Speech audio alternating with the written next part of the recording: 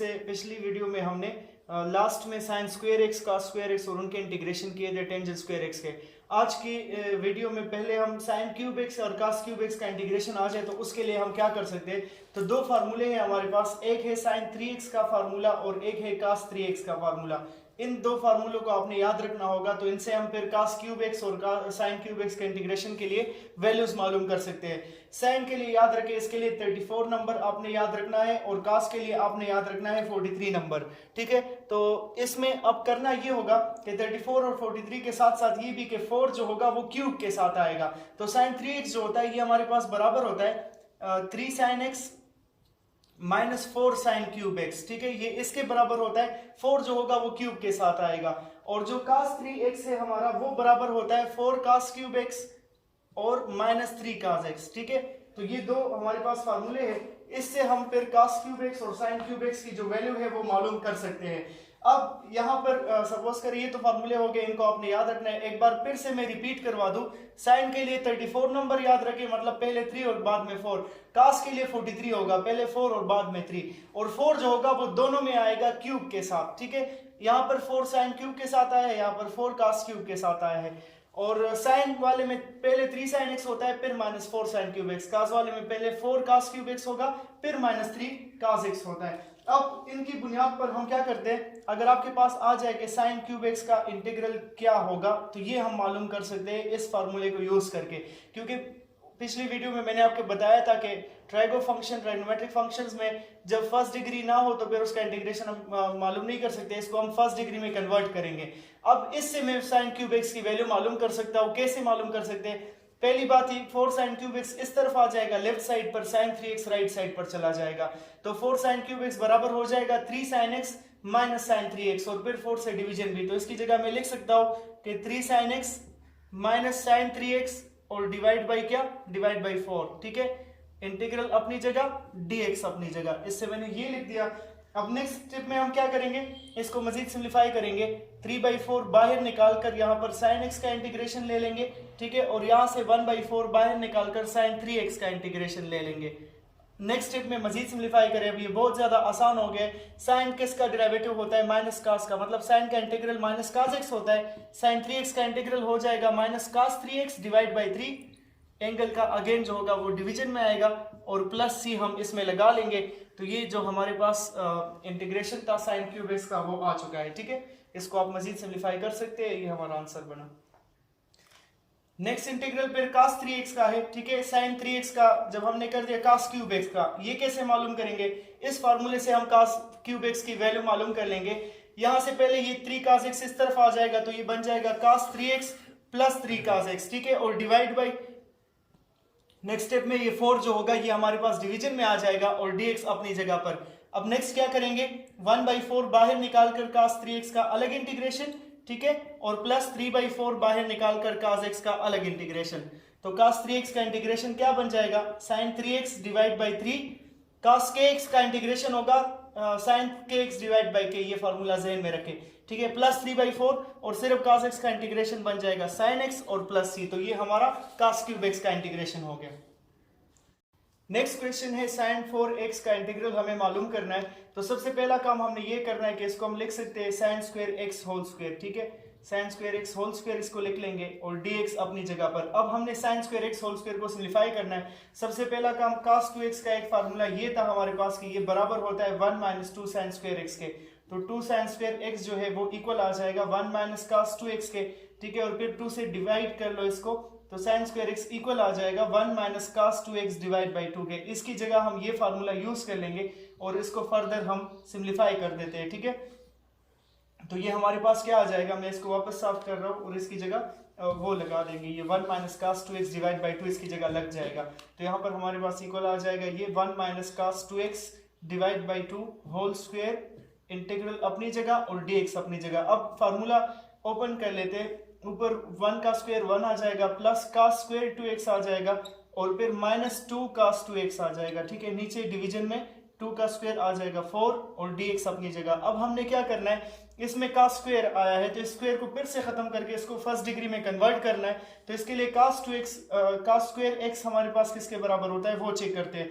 Again use कर लेते हैं cos 2x का दूसरा फार्मूला कि ये 2 cos स्क्वायर x माइनस 1 के भी बराबर होता है। तो इससे हम cos स्क्वायर x की वैल्यू मालूम कर सकते हैं। ये -1 इस तरफ आ जाए तो 1 प्लस cos 2x और डिवाइड बाई 2, ये फार्मूला हम वहां पर यूज कर लेंगे और फिर इसको मजीद सिंप्लीफाई कर लेते हैं।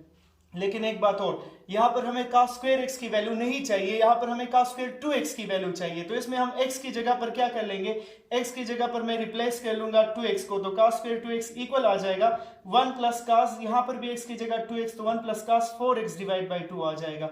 ये वैल्यू हमने लगानी है इस cos स्क्वायर 2x की जगह पर, तो ये वैल्यू लगा देते हैं 1 plus cos 4x divide by 2 को, और फिर इसको मजीद सिंप्लीफाई कर लेते हैं। पहली बात ये कि 1/4 को तो ओवरऑल बाहर कर देते हैं, यहाँ पर अंदर 1 प्लस और इसकी जगह लग जाएगा 1 plus cos 4x divide by 2, ठीक। और इसी तरह -2 cos 2x अपनी जगह पर और होल dx भी अपनी जगह पर। अब इसको फर्दर सिंप्लीफाई करते हैं, देखते हैं कि क्या रिजल्ट आता है, ठीक है।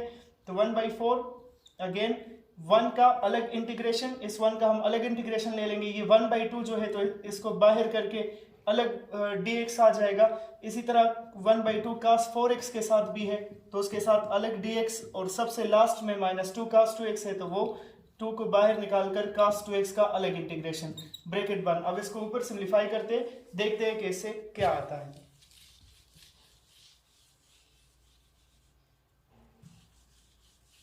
अब यहां पर देखें, ये जो 1 dx है तो इससे क्या आ जाएगा, 1/4 तो बाहर था, इससे आ जाएगा सिर्फ x प्लस 1/2, यहां से भी x आ जाएगा, dx का इंटीग्रल ये x हो जाएगा।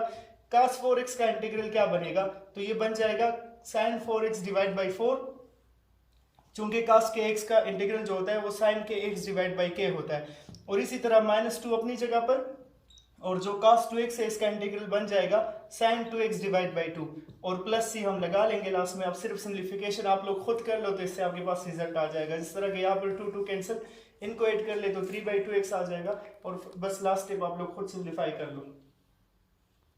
अब जिस तरह हमने पिछला क्वेश्चन sin पावर 4x का इंटीग्रल लिया, तो इसमें अब cos पावर 4x है तो cos square x whole square इसको हम लिख सकते हैं। नेक्स्ट स्टेप में क्या हो जाएगा, cos स्क्वायर x की वैल्यू क्या थी, 1 plus cos 2x divide by 2 whole square बन जाएगा, ठीक है। और फिर इसके बाद आप देखें यहाँ पर पिछले क्वेश्चन में माइनस था और यहाँ पर प्लस है, तो ये छोटा सा चेंज करके आप पिछला क्वेश्चन जो है उसको देखकर इसको भी कर सकते हैं आसानी के साथ। अब हमारे पास ट्राइगोनोमेट्री में प्रोडक्ट टू सम और डिफरेंस के कुछ फार्मूले थे, वो फार्मूले थोड़ा सा रिवाइज करवा लेते। उसमें से पहला था कि 2 sin a और साथ में क्या था cos b, ठीक है। दूसरा 2 cos a sin b, तीसरा हो जाएगा 2 cos a cos b, और चौथा फार्मूला जो है हमारे पास वो है 2 sin a और sin b हो जाएगा, ठीक है। 2 sin a sin b। तो इसके लिए करना क्या है हमने, और इसके साथ माइनस साइन भी लगता है, लेकिन इस लास्ट वाले के साथ जो -2 sin a sin b होता है, करना इसमें ये है कि इन फार्मूलों को हम सम में कन्वर्ट कैसे करते हैं, ये किसके बराबर होता है। इसके लिए आपको ऐसा करना है कि जब हमारे पास डिफरेंट टर्म्स हो ना, साइन और कास दोनों आए हो, तो याद रखें वो हमारे पास साइन का फार्मूला होगा सम का, तो ये भी साइन का फार्मूला है और ये भी साइन का। जिसमें साइन पहले हो तो वो क्या होगा, मतलब साइन ए पहले है तो ये प्लस वाला होगा, जिसमें कास पहले है वो माइनस वाला होगा। यहाँ पर साइन पहले और दोनों डिफरेंट टर्म्स है, तो ये होगा साइन ए प्लस बी, ठीक है, और प्लस साइन ए माइनस बी, ये फार्मूला हो जाएगा। ये ए प्लस बी ए माइनस बी सब में होगा। दूसरा फार्मूला, इसमें भी साइन कास दोनों है, तो ये भी साइन का फार्मूला है, लेकिन इसमें दरमियान में माइनस लगेगा क्योंकि इसमें पहले कास है, तो ये माइनस साइन ए माइनस बी हो जाएगा। फिर जिसमें दोनों सेम टर्म्स होते हैं, यहाँ पर दोनों कास है तो ये कास का फार्मूला होगा और इसमें प्लस लगेगा, कास ए प्लस बी प्लस कास ए माइनस बी होगा। और जो लास्ट वन जिसमें दोनों साइन है तो फिर से दोनों टर्म्स एक जैसे है, तो ये बी कास का फार्मूला है, लेकिन चूंकि दोनों साइन है तो इसमें माइनस लगेगा, तो कास ए प्लस बी और माइनस कास ए माइनस बी इसको कर लेते हैं। लेकिन एक बात और, ये यहाँ से जो माइनस है इसको अगर आप स्किप कर लो ना, तो ये स्किप होकर ऐसे आ जाएगा कि ये कास ए माइनस बी हम पहले लिख लेंगे और प्लस माइनस कास ए प्लस बी बाद में लिख लेंगे। इसको ऐसा भी कर सकते हैं, माइनस मल्टीप्लाई हो जाएगा तो इस शेप में आ जाएगा। तो ये 4 फार्मूले हैं, इनको ज़हन में रखें तो फिर इस पर क्वेश्चन ट्राई करते हैं। अब यहाँ पर ये पहला एक क्वेश्चन है कि sin 3x cos 4x, तो अगर इसको आप देखें तो सब्स्टिट्यूशन से भी आप लोग नहीं कर सकेंगे, ऐसा कोई रूल नहीं है जिससे मैं ये कर सकूँ। आपके ज़हन में ये बात आएगी कि इस पर मैं बाई पार्ट्स रूल अप्लाई करूँ, लेकिन बाई पार्ट्स रूल अप्लाई करना मुश्किल हो सकता है, तो बेहतर ये कि मैं इस पर प्रोडक्ट टू सम वाला फार्मूला यूज़ कर लूँ। इसके लिए हमें 2 चाहिए होगा इसके साथ, तो 2 मैंने मल्टीप्लाई और डिवाइड कर दिया, तो ये 2 sin 3x cos 4x बन जाएगा, dx अपनी जगह। अब आप देखें तो ये क्या है, 2 sin a cos b, 2 sin a cos b वाला फार्मूला, मतलब दोनों टर्म्स डिफरेंट है, तो फार्मूला किसका होगा, फार्मूला sin का है, sin का फार्मूला है। और दूसरी बात, पहले sin है तो बस प्लस आएगा दरमियान में, अगर पहले cos होता तो माइनस आता। तो हम इसको लिखेंगे कि sin a प्लस b, तो 3x प्लस 4x 7x आ जाएगा, और plus sin a minus b, ऐसा करे कि बड़े से छोटा माइनस किया करे तो वो बात नहीं आएगी ना, मतलब माइनस वाली बात नहीं आएगी फिर उसमें। तो हमारे पास यहाँ पर क्या आ जाएगा, या चलो ऐसा भी कर सकते हैं, 3x माइनस 4x कर देंगे, तो 3x माइनस 4x से माइनस x आ जाएगा, और माइनस x से साइन, चूंकि हमारे पास क्या करता है, साइन से माइनस साइन बाहर आता है, साइन ऑफ माइनस थीटा जो होता है वो बराबर होता है माइनस साइन थीटा के, तो इससे ये माइनस साइन जो है वो नेक्स्ट स्टेप में बाहर आ जाएगा, तो ये माइनस साइन x बन जाएगा। तो अब नेक्स्ट स्टेप देखे 1/2 फिर से अपनी जगह, यहाँ पर साइन 7x जो है तो उसका अलग इंटीग्रल ले लेंगे, और ये माइनस बाहर निकल आएगा, तो माइनस ये 1/2 इसके साथ भी है इसके साथ भी, तो माइनस 1/2 साइन x और dx आ जाएगा। तो लास्ट स्टेप है, इसको सिंप्लीफाई कर देते हैं तो हमारे पास आंसर आ जाएगा 1/2 साइन का इंटीग्रल माइनस कास होता है, तो minus cos 7x divide by 7, और यहाँ से सिर्फ माइनस कास x और प्लस c, तो ये आपका आंसर बना। अब next question cos 4x cos 5x है। कास वाले में दोनों सेम है, तो ये कास का फार्मूला है और दोनों कास के है, तो मतलब प्लस लगेगा दरमियान में, दोनों साइन के होते हैं तो फिर कास के फार्मूले में माइनस लगता। अब बात क्या है, इसके लिए पहले हमें 1/2 चाहिए, तो मैं 2 मल्टीप्लाई और डिवाइड कर देता हूँ, 2 cos 4x cos 5x लिख लेता हूँ, चूंकि कास के फार्मूले में अगर मैं इसको आगे पीछे कर लूँ कोई असर नहीं पड़ेगा ना, तो cos 5x को भी पहले लिख सकते हैं, cos 4x को भी बाद में, कोई मसला नहीं आने वाला। 1/2 बाहर हो गया, cos का फार्मूला है तो पहले cos a प्लस b, तो 4x प्लस 5x से हमारे पास क्या आ जाएगा, 9x आ जाएगा, और plus cos a minus b, तो 4x माइनस 5x से माइनस x आता है, लेकिन ये हमें पता है कि क्या होगा, ये यहाँ पर इंटीग्रल लगाना मैं भूल गया। कास के फार्मूले में जब आपके पास मतलब कास आप माइनस थीटा आ जाए तो ये कास थीटा के बराबर होता है, इससे माइनस साइन नहीं आता बाहर, ये इवन फंक्शन है, तो ये कास माइनस एक्स बस कास एक्स हो जाएगा, सही। तो अब इसका इंटीग्रल ले लेते हैं दोनों का अलग अलग, 1/2 कास 9x dx और प्लस 1/2 कास x dx हो जाएगा। तो इसका इंटीग्रल क्या आएगा, साइन का इंटीग्रल, कास का इंटीग्रल साइन x होता है, तो ये साइन के x डिवाइड बाई के, मतलब साइन 9x डिवाइड बाई 9 हो जाएगा। इसी तरह यहाँ पर सिर्फ साइन x और प्लस c, तो ये हमारा आंसर।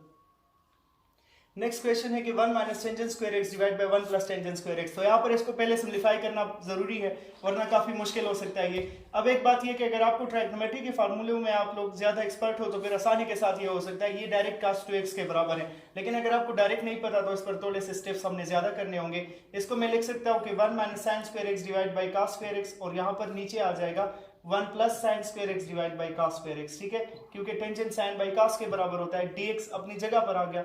मजीद इसको सिंप्लीफाई करते हैं तो ये होगा cos square X minus sine square x divide by cos square x बन गया, और इसके साथ नीचे जो है तो cos square x plus sign square x divide by cos square x बन जाएगा। तो ये cos स्क्वायर एक्स और cos स्क्वायर एक्स कैंसिल, ये 1 के बराबर हो जाएगा, तो हमारे पास सिर्फ cos square X minus sine square X आ जाएगा, तो जो के बराबर होता है किसके, cos 2x के। cos square X minus sine square x किसके बराबर होता है, cos 2x के, और ये जो है ये 1 के बराबर, और अब सिर्फ cos 2x का हमने इंटीग्रल लेना है जो कि इक्वल आ जाएगा sin 2x divide by 2 plus c के।